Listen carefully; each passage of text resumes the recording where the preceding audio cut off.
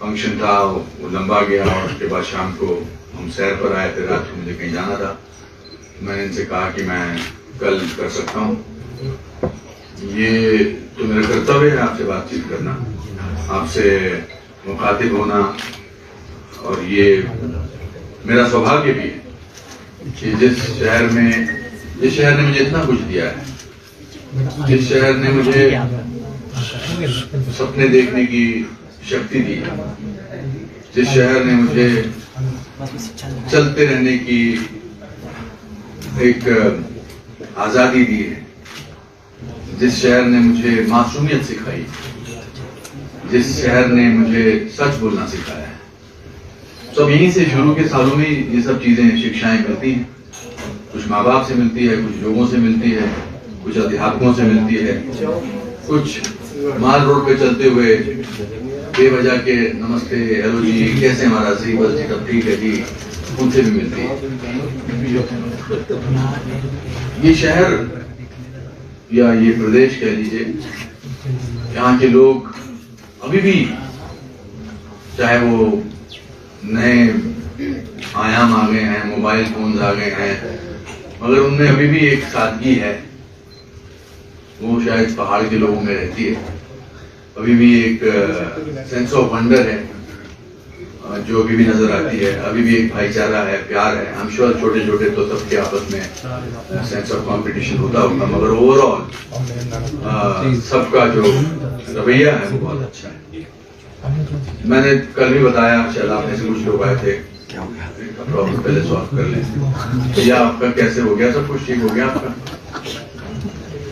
थोड़ा सा कुछ प्रॉब्लम चल रहा है, नहीं मतलब कैमरा नहीं चल रहा, ठीक हो गया भैया?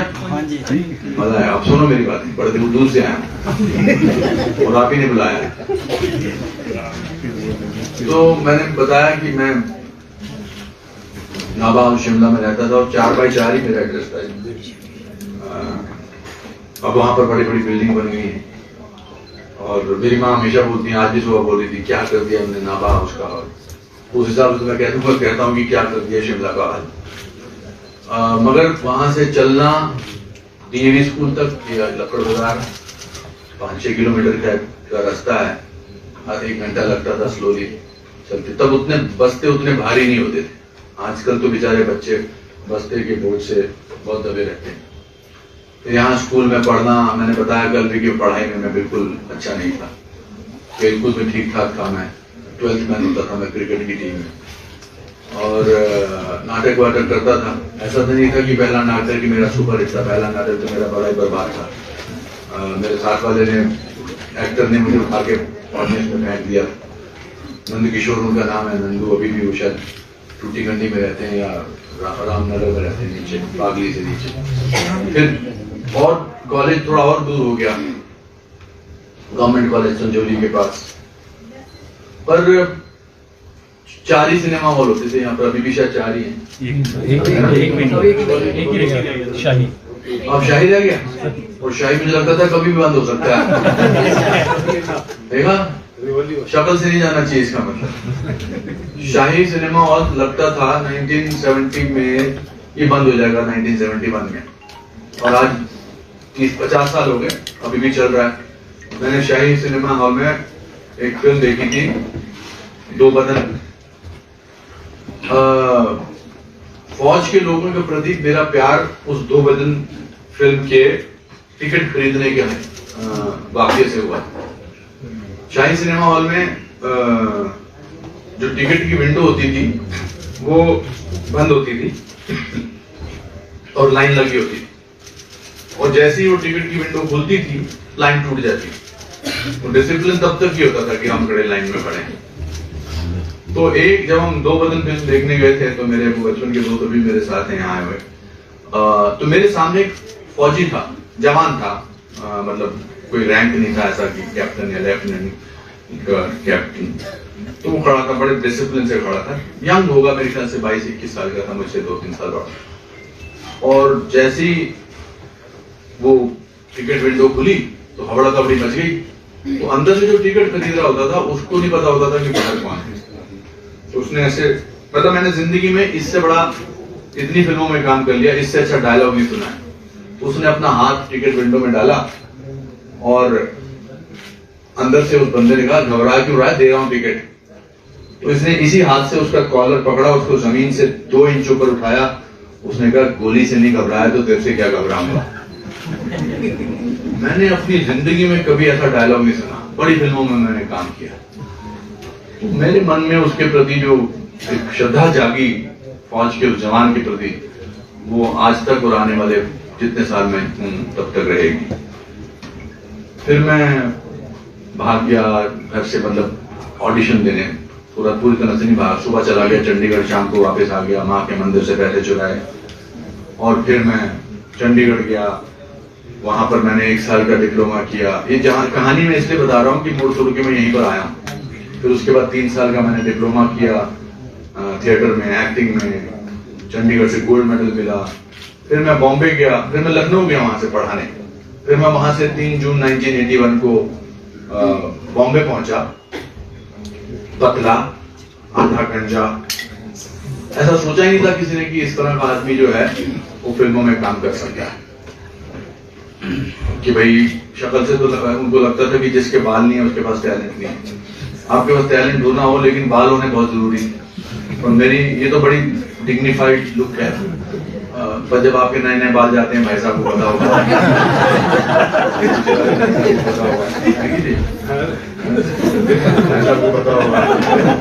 भाई साहब को पता होगा। जब शुरू में जाते हैं ना, तो आधे यहाँ से जाते हैं, आधे यहाँ से जाते हैं, फिर इधर से, तो आदमी बड़ा भयानक लगता है। भयानक मतलब अच्छे तरीके से भयानक, ऐसा नहीं। अब तो एक पर्सनैलिटी, अब तो फैशन है। तो फिर लोग मुझे कहते थे, आप राइटर बन जाओ जी, आप ये असिस्टेंट बन जाओ, एक्टर तो बन नहीं सकते आप।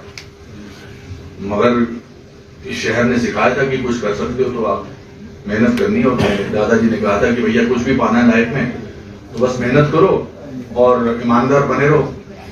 फिर जैसे तैसे मुझे मेरे गंजेपन की वजह से सारांश मिली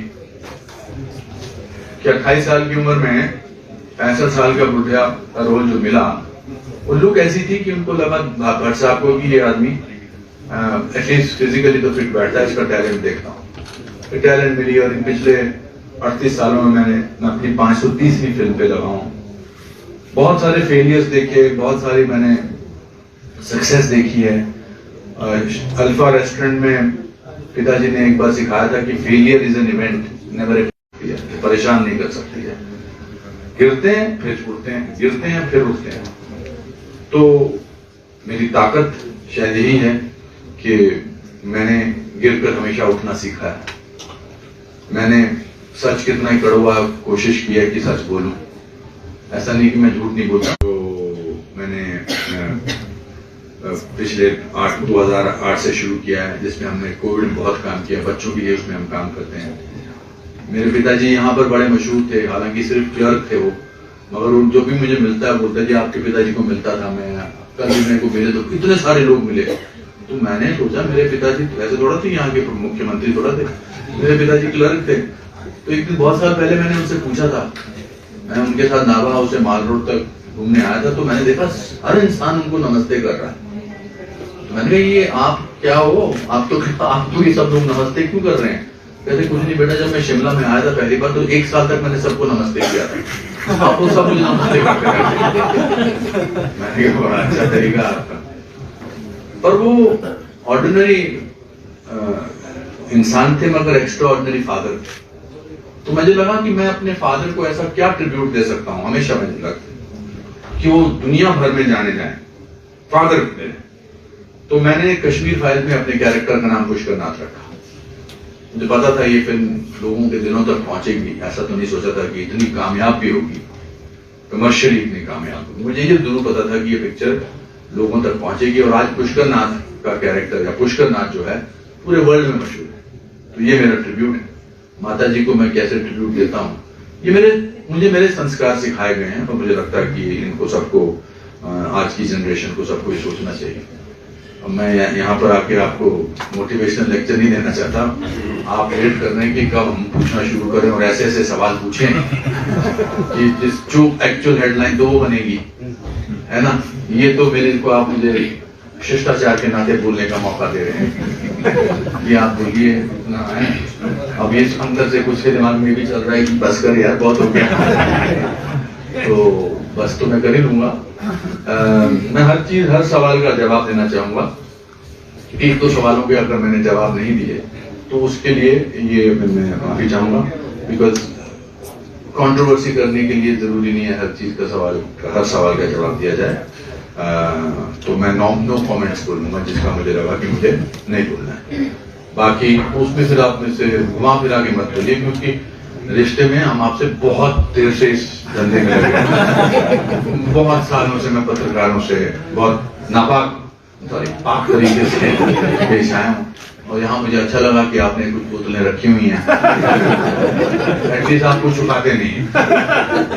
तो अच्छा होना भी चाहिए। मैंने इनसे पूछा तो कहते नहीं जी स्ट्रेस हो जाता है। मैंने कहा आप तो स्ट्रेस देते हो आजकल। तो इसलिए मैं थोड़ा डर गया जब आपने कहा कि 12 बजे करीब आप। तो अच्छा लगा। आप अपने प्रश्नों की बौछार कुछ बोलना। आप बड़े आज सीरियस हो, क्या बात है? आज ये पदवी पे बैठे हैं ना, क्यों ऐसे सीरियस हो?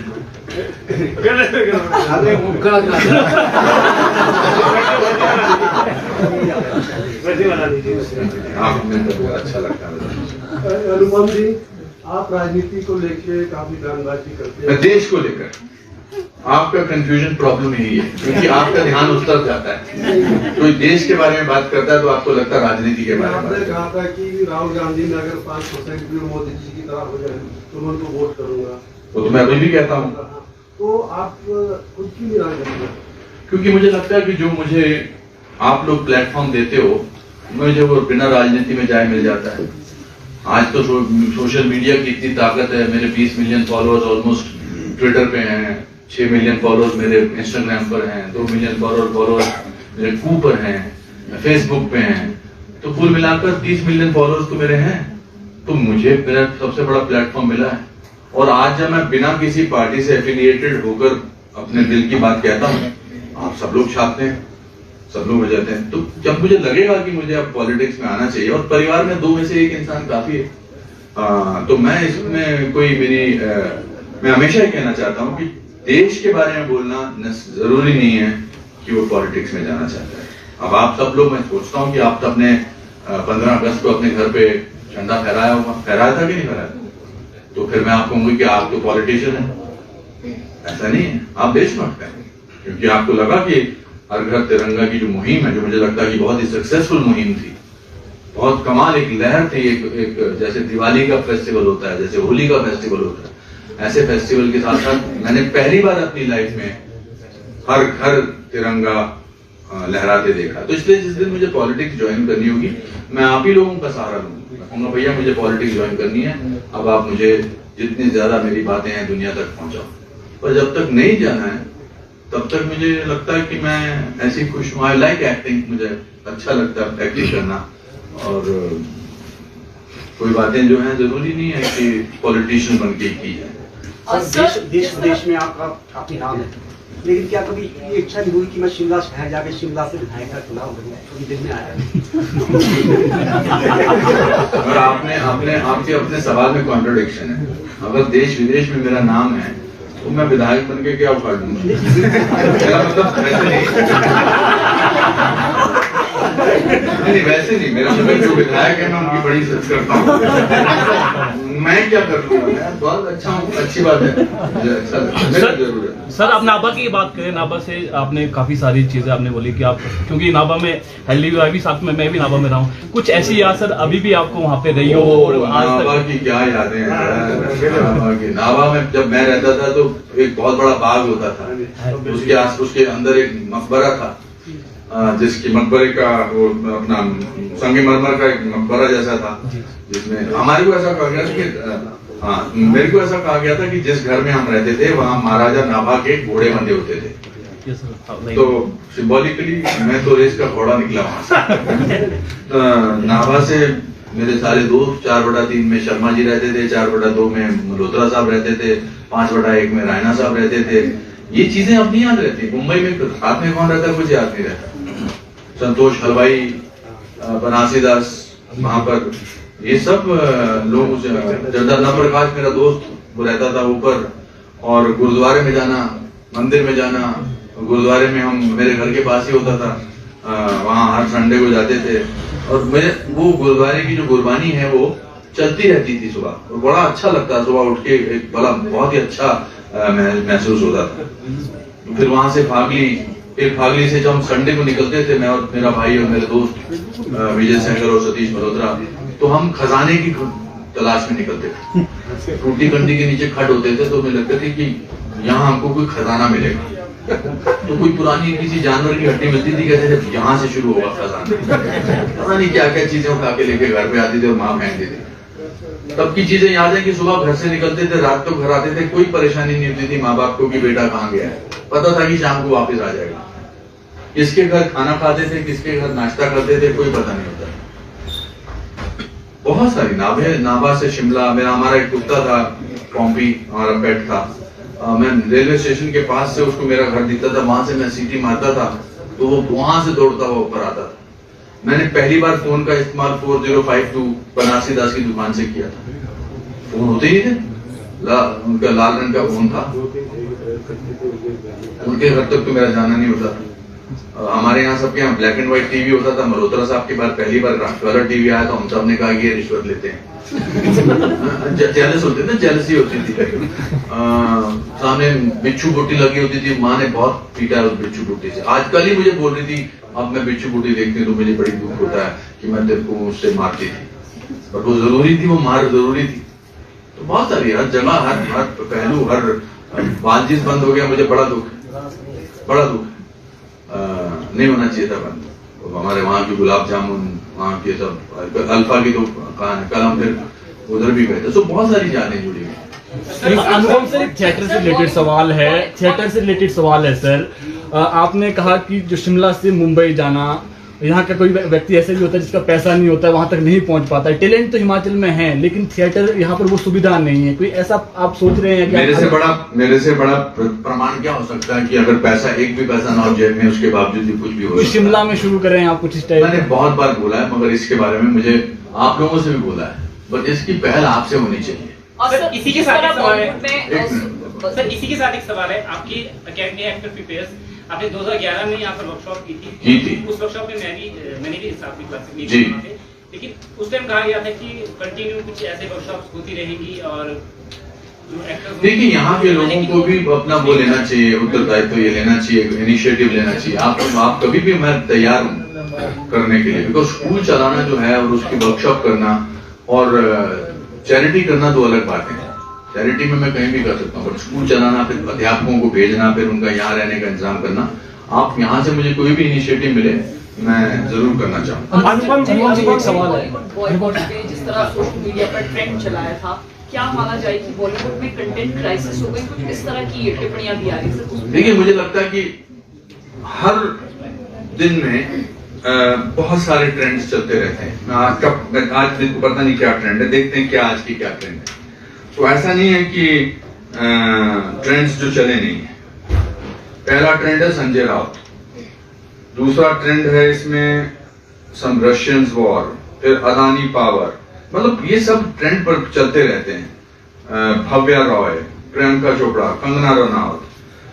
पर जिस ट्रेंड की आप बात कर रही हैं, बाइकआउट करने से फिल्म ना चले ऐसा मुझे लगता नहीं होता। आज से कुछ साल पहले तो लोग चाहते थे कि मेरी फिल्म का कंट्रोवर्सी हो जाए ताकि फिल्म चले। ये तो बात सब मानते हैं, मैं खुद इस फिल्म इंडस्ट्री से हूँ और मुझे जो भी कुछ मिला है या जो भी मैं आज हूँ, मैं फिल्म इंडस्ट्री की वजह से हूँ। मुझे बहुत प्यार मिला है, तभी मैं कह सकता हूँ कि मैंने 530 फिल्में कर ली। मैं इंडस्ट्री का रिप्रेजेंटेटिव होने के नाते, प्रतिनिधि होने के नाते, अच्छी फिल्म किसी ना किसी तरीके से अपना रास्ता ढूंढ ही लेती है। एक फिल्म मैंने अभी रिसेंटली की, हालांकि मेरा उसमें 10 मिनट का रोल है, इंपॉर्टेंट रोल है, कार्तिकेय 2। वो शुरू हुई थी 50 स्क्रीन से हिंदी में, आज वो 3000 स्क्रीन पे चल रही है, सिर्फ इसलिए क्योंकि वो प्योर मैजिक है वो फिल्म। अगर फिल्म अच्छी होती तो बाइकआउट से किसी फर्क नहीं पड़ता, ये मेरा मानना है।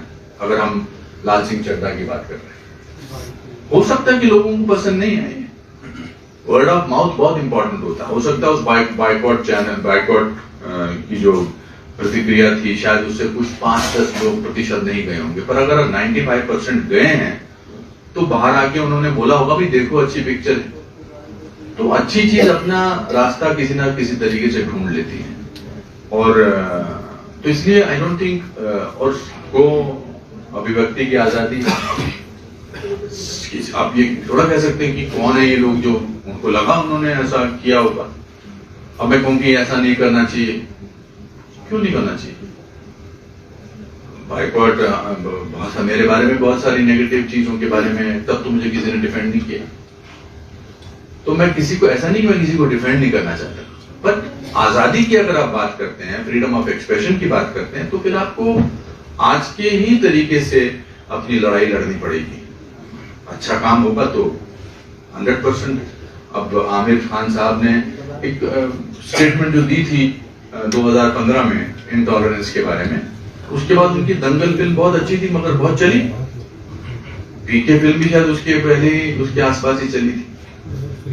पर हो सकता है कि पिछले दिनों लोगों को ऐसा लगा होगा कि यार ऐसा तो नहीं करना चाहिए। हो सकता है कि उनको लगा कि सीरिया में शूटिंग नहीं करनी चाहिए, जो हमारे देश में के बारे में अच्छी बातें नहीं करते हैं।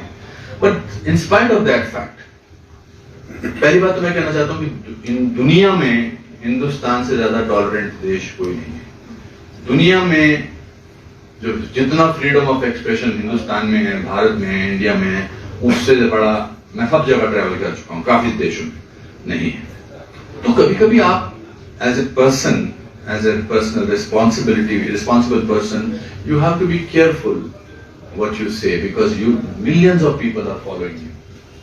Millions of people are following you. So when you make a careless statement about the country, then it can sometimes boomerang. Anupam ji sir इसी एक बात से रिलेटेड एक सवाल है सर, ये कहा जा रहा है कि बॉलीवुड के लिए सिलेक्टिव, और मैं ये भी बोलना चाहूंगा कि आमिर खान की मैं बहुत इज्जत करता हूँ बतौर एक्टर, बतौर person, but it's also important that you maybe it's important, maybe it was not a good film, why don't we sort of accept this? Maybe it was not, I have not seen the film. मेरी कितनी अच्छी फिल्में नहीं चली हैं, मुझे लगता है एक्सीडेंटल प्राइम मिनिस्टर मैंने बहुत मेहनत से की थी, नहीं चली। कश्मीर फाइल्स को लेकर कितने विरोध चले हैं, ट्रेंड हर रोज ट्रेंड होता था, फ्रॉड फिल्म है। असेंबली से चीफ मिनिस्टर ने बोला इसको यूट्यूब पे डाल दो, बाकी लोगों ने बोला ये गलत है फिल्म, पर चली ना। हमने तो नहीं किसी को दोष दिया, जो फिल्म चल, और वो फिल्म में तो कोई ऐसा एंटरटेनिंग भी नहीं था, ऐसा था नहीं था, वो तो जेनोसाइड, कश्मीरी लोगों की जेनोसाइड पर थी। पर हजारों लोग बोलते थे फ्रॉड है, ये है, कश्मीर फाइल में ऐसा हुआ कि नहीं, कश्मीर में तो ऐसा हुआ ही नहीं था, इतने लोग मारे गए थे, इतने सारे लोग थोड़ा मारे गए थे। अरे भाई 5 लाख कश्मीरी हिंदू अपने घर छोड़ के आज भी बाहर रह रहे हैं। वो बात अलग है कि उन सब में कुछ कर गुजरने का मादा है तो अपनी जिंदगी में कुछ ना कुछ बन पाए हैं। तो ये सब कहना कि जी मेरा ये बाइकॉट ऐसा पहले नहीं है, बाइकॉट पहले भी बहुत हुआ है, अलग अलग तरीके लेख लिखे गए हैं। जो टॉप के क्रिटिक्स जब 1 स्टार देते हैं तो कैसे दे सकते हैं, बायस तो उनका है। वो गंदी फिल्मों के आपको 4.5-4 स्टार देते हैं और कश्मीर फाइल जैसी फिल्म को 1 स्टार देते हैं, तो वो उनको बाइकआउट नहीं करना चाहिए। सो ये please don't, I will not be feeling defensive कि ऐसा नहीं होना चाहिए। हमें आज के दौर में आप अपने आप में देख लीजिए, आप 25-50 लोग यहाँ पर अलग अलग पेपर में, हर इंसान चाहता है कि मेरे पेपर में बेटर हेडलाइन आए।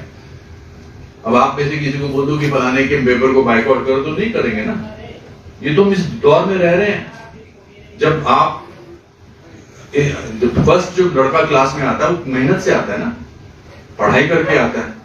हमारे जो हम रूठ गए हैं, हमारे बारे में ऐसा नहीं लिखना चाहिए। अरे हम भी तो रूठे हुए हैं। आज तक ऐसा चल रहा है कि कश्मीर फाइल्स जो है वो ऑस्कर में नहीं जानी चाहिए। ये कुछ दिग्गज लोग बोल रहे हैं हिंदी फिल्म इंडस्ट्री, क्यों नहीं जानी चाहिए? आप ये बोल सकते हैं कि मेरे हिसाब से साल की बेस्ट फिल्म ये थी तो ये जाए। ये नहीं बोल सकते कि आप ये तो अच्छी थी मगर ये नहीं जानी चाहिए, गलत है ना। सर इसी से जुड़ा हुआ सवाल था कि अब बॉलीवुड को लेकर ऐसा लग रहा है कि एक सिलेक्टिव अप्रोच है, लेकिन कंटेंट की जाकर बात करें जो OTT प्लेटफॉर्म्स है वहां पर तो बहुत कुछ चल रहा है, उस पर कोई बात नहीं कर रहा है। बॉलीवुड पर सारे खुल के अपनी अपनी अभिव्यक्ति का इस्तेमाल कर रहे हैं। देखिए, हर चीज में एक रेवोल्यूशन आता है। मुझे लगता है ये बहुत अच्छा पीरियड है हिंदी फिल्म इंडस्ट्री के लिए। जैसे सागर मंथन होता है, उसमें 2 साल जो गुजरे हैं पैंडेमिक में, लॉकडाउन में, उसमें जनता उजागर हो गई है। इवन एंटरटेनमेंट इंडस्ट्री को देखकर सबने अपने अंदर झांका है। कुछ इंसान, कितना त्रासदी वाला पीरियड था। कुछ लोगों ने अपने सगे खोए हैं, कुछ लोगों ने ट्रेजेडी महसूस की, कुछ नहीं बहुतों ने घर पे बैठे रहे। तो उनका भी अब सिस्टम एक हो गया, उनको भी समझ में आ गया कि हमको एंटरटेनमेंट में क्या चाहिए। तो हो सकता है, जैसे मैं हर रोज सोचता हूं कि अगर ये काम मेरा अच्छा नहीं हुआ तो क्यों अच्छा नहीं हुआ, बजाय मैं दुनिया को कोसने के, मैं अपने ऊपर अपनी कोशिश करता हूं कि अपने आप को मैं ठीक करूं, या ये मैंने अच्छा रोल नहीं किया था, इसको बेटर ऐसे कर सकते हैं। तो ब्लेम देना जो है ना, वो सबसे आसान काम होता है। और ब्लेम करते वो लोग करते हैं जो लूजर्स होते हैं। जो विनर्स होते हैं लाइफ में, नॉट सक्सेसफुल, जो विनर्स होते हैं वो अपने आप को चेंज करते हैं और कहते हैं कि अब मैं इस पद्धति पर ऐसे चलूंगा, अब मैं ऐसे करूंगी, अब मैं इस तरह से इसको अप्रोच करूंगी। सो पहले जब दूरदर्शन आया था तो सबको लगा अभी फिल्मों का क्या होगा, फिर वो वीडियो कैसेट आए तो सोचा फिल्मों का क्या होगा, फिर कुछ ये मोबाइल फोन्स आ गए तो सोचा फिल्मों का क्या होगा। पर अच्छी फिल्में तो चल रही हैं। कश्मीर फाइल्स ले लो, या गंगूबाई ले लो, या RRR ले लो, या KGF ले लो, या ये अभी भारती के 2 ले लो, ये सब चल रही है ना फिल्में। तो हो सकता है इसलिए तो नहीं चल रही कि किसी के घर वालों ने कहा कि चल आत्मान मेरे देखो, पिक्चरें अच्छी थी। एक सर ये बात भी उठती है कि जैसे बॉलीवुड में 2 धाराएं हैं, जैसे एक सरकार के साथ चलती धारा है, दूसरी वो तो हर में भी है। और TRP वो तो मीडिया में भी 2 धाराएं हैं। वो तो हर जो आदमी वोट करता है वो किसी धारा पे तो चलता है। TRP तो ये आप बॉलीवुड को या हिंदी फिल्म इंडस्ट्री को अलग मत समझिए। पत्रकारों में सबसे बड़ी धारा है, मैं गिना दूं आपको कौन कौन किसके साथ जुड़ा है। बिजनेसमैन में है जुड़े हुए, सब में है, हर उसमें है, और होनी भी चाहिए। मेरे हिसाब से जो आदमी बैलेट पेपर पे छुप के वोट करता है वो उस धारा से जुड़ा हुआ है। TRP के लिए एक सस्ता तरीका है कि आप ये धारा पकड़ दो, एक या तो खिलाफ जाओ। नहीं, कुछ नहीं। आई थिंक हमारे देश में अभिव्यक्ति है, एक आजादी की है, आजाद देश में रहते हैं। आपको जिस चीज में बिलीव हो उस चीज में आपको बिलीव करना चाहिए। मुझे लगता है कि मोदी जी देश के लिए बहुत कुछ करते हैं। जब भी बात करते हैं देश की बात करते हैं, चाहे वो हर घर तिरंगा हो, चाहे वर्ल्ड में जाके वो पूरे वर्ल्ड में हिंदुस्तान का नाम रोशन करते हैं, चाहे कुछ। तो मुझे लगता है कि ये, इसीलिए मैंने वो बात कही थी, वो भाई साहब चले गए शायद अपना सवाल पूछ के। तो हर सोशल मीडिया के जमाने में और आपके इलेक्ट्रॉनिक मीडिया के जमाने में इंसान क्या सोचता है, क्या करता है, उससे उसका विचार पता लग जाता है। तो राहुल जी की बातें सुनकर अगर मुझे लगेगा यार ये देश प्रेम के बारे में कितने न्यौछावर हैं, देश को लेकर ये कितने चिंतित हैं, या देश के बारे में कितना सोचते हैं, तो मुझे बड़ा अच्छा लगेगा। ऐसा नहीं है, मन में सोचना नहीं है। मैं कहूं कि मैं बड़ी अच्छी एक्टिंग कर रहा हूं मगर दिखाई नहीं दे रही। हर चीज में दिखाई देना चाहिए ना, आपके एक्शन में दिखाई देना चाहिए। आप बेटे को पढ़ाते हैं या बेटी को पढ़ाते हैं तो वो आपके एक्शन में दिखाई देता है। So I have nothing against individually against anybody. I just feel मेरे माँ बाप ने मुझे देश प्रेम सिखाया, मेरे टीचर्स ने, मेरे अध्यापक लोगों ने मुझे बोला था कि जनगण मन बड़ी इंपॉर्टेंट जो है राष्ट्रगान है, इसके लिए खड़ा होना चाहिए। मेरे अध्यापकों ने, मेरे टीचर्स ने और मेरे माँ बाप ने मुझे सिखाया था कि झंडा जो है वो बहुत इंपॉर्टेंट है, कि देश के बाहर जाकर देश की बुराई मत करना। जैसे अब अपने घर में अब कोई टेंशन चल रही होती है तो हम आपस में कितना झगड़ा करते हैं। आप पड़ोसी के घर जाके थोड़ा बोलते हैं कि यार मेरा बाप बड़ा पागल आदमी है। आप अपने घर में बोल सकते हैं कि आप गलत बात कर रहे हो पिताजी, मगर आप पड़ोसी के जाके बोलते हैं कि मेरा बाप अजीब आदमी है, तो दैट मींस आप में कोई गड़बड़ है। सर आपसे 2 प्रश्न हैं। आप एक साथ ही? जी अच्छा, छोटे सर, अवार्ड वापसी अभियान पर आपकी क्या प्रतिक्रिया, और दूसरा अनुपम खेर अपने जीवन का सबसे बड़ा फेलियर किस चीज को मानते हैं?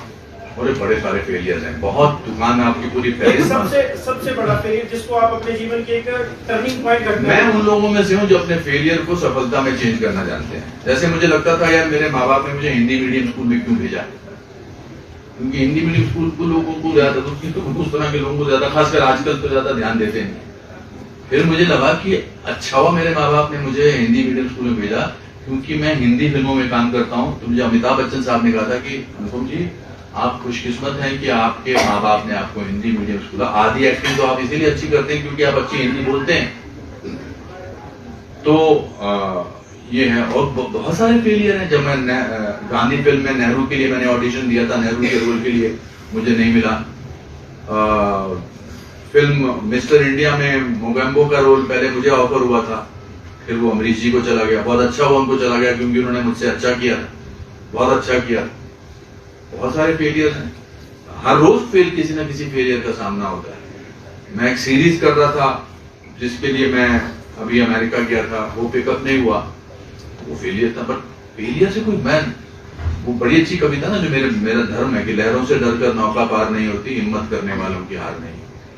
नन्ही चींटी जब दाना लेकर चलती है, चढ़ती दीवारों पर 100 बार फिसलती है। मन का विश्वास रगों में साहस भरता है, चढ़कर गिरना गिरकर चढ़ना ना करता है। आखिर उसकी मेहनत बेकार नहीं होती, हिम्मत करने वालों की हार नहीं होती। तो मैं उस तरह से सोचता हूँ। जहां तक अवार्ड वापसी की है, वो भी एक पॉलिटिकल मुद्दा है। कौन अपना अवार्ड वापस करता है? क्या उन्होंने धनराशि वापस की? सो ये तो सब फ्लॉप हो गए हैं पिछले 7 साल में। प्रॉब्लम क्या है कि मानसिकता में गुलामी है कुछ लोगों की। तो हम अंदर से हमें आजाद होना बहुत जरूरी है। अंदर से हम अभी भी लगता है कि तो होगा, बड़ा अच्छा है, बहुत अच्छा हो रहा है। अनुपम जी आपका एक कार्यक्रम आ रहा है, लेकिन आप 500 से ज्यादा मूवीज में रोल कर चुके हैं। अभी तक आपका ऐसा कौन सा ड्रीम रोल है जो आपने नहीं किया और आप चाहते हैं कि आपने करना है और आप उसके लिए काफी शिद्दत आप रखते हैं? ड्रीम रोल आज से 30 साल बाद जो भी शिमरा प्रेस क्लब का प्रेसिडेंट होगा, मैं उससे गुजारिश करूंगा कि मुझे बुलाएं, तब बताऊंगा कि मेरा अभी तो मुझे 30 साल बहुत काम करना है। अनुपम जी आपका कार्यक्रम आ रहा है, एक भारत की जुबानी, मतलब भारत की कहानी अनुपम खेर की जुबानी। आपको क्या लगता है? नहीं, वो एक ही 1 एपिसोड था।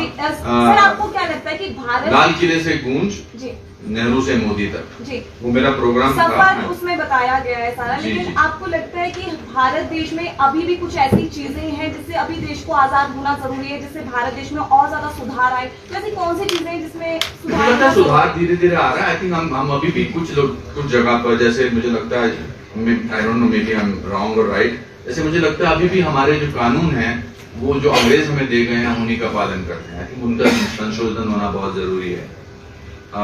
Sense of responsibility. Again people say that आप जी मोदी भक्त हो इसलिए आप इस तरह की बात, but which is one prime minister, क्योंकि आपने इस प्रोग्राम की बात की, लाल किले से गूंज नेहरू से मोदी तक, जब हम उसका रिसर्च कर रहे थे, ऐसा कौन सा प्रधानमंत्री था जिसने पहले स्पीच में सफाई अभियान के बारे में बात की? So I think it's very important to sort of appreciate what is there. बहुत सारी चीजें हैं जो बदल रही हैं, जैसा अमृतकाल अगले 25 साल के बाद जो होगा, और जब हम 100 साल बाद 2047 में 100वां साल मनाएंगे, भारत टारगेटेड किलिंग हो रही है जेडके में, किस तरह से देखते हैं सर इसको? टारगेटेड किलिंग तो पिछले 50 साल से हो रही है जी।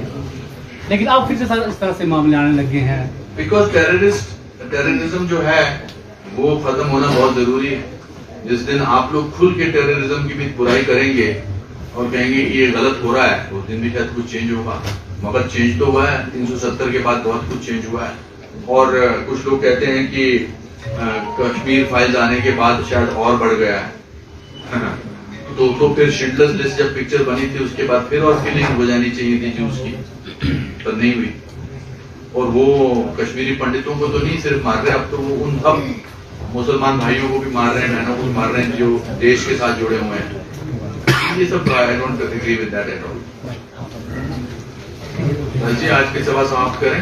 ठीक सर, आपके जीवन के